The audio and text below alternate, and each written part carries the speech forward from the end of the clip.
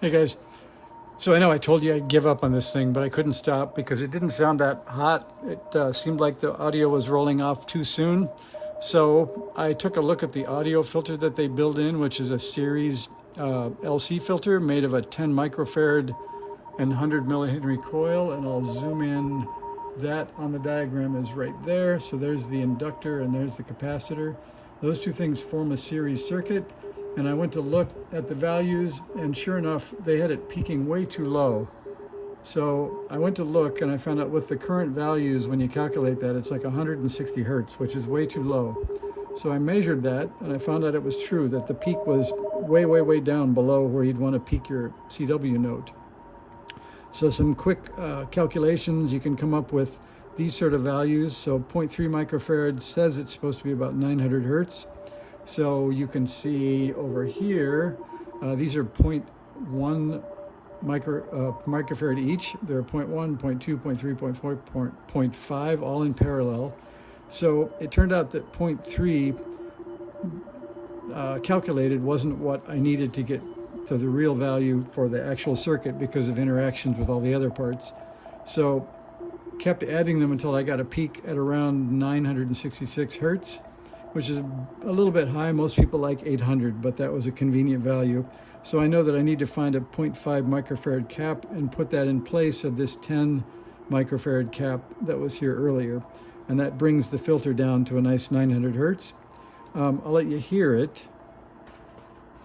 So we'll try to tune this, and I'll show you that it does tune now and has a nice note.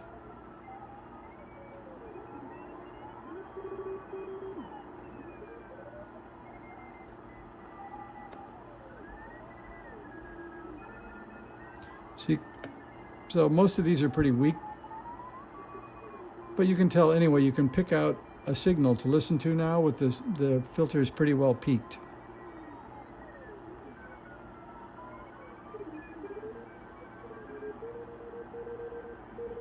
So it doesn't sound nearly as dead as it did before. And then I'll show you quickly what I did to make that happen.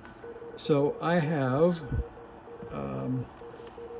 in the audio circuit, I did audio in here, which is the output of the NE602 that feeds that series RLC and goes right in to the LM386.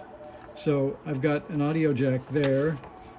I can zoom out, tune out, turn down this speaker so we don't get killed again, where as I said, I don't want to blow my ears up. So I'll plug in the audio source and turn it down way more.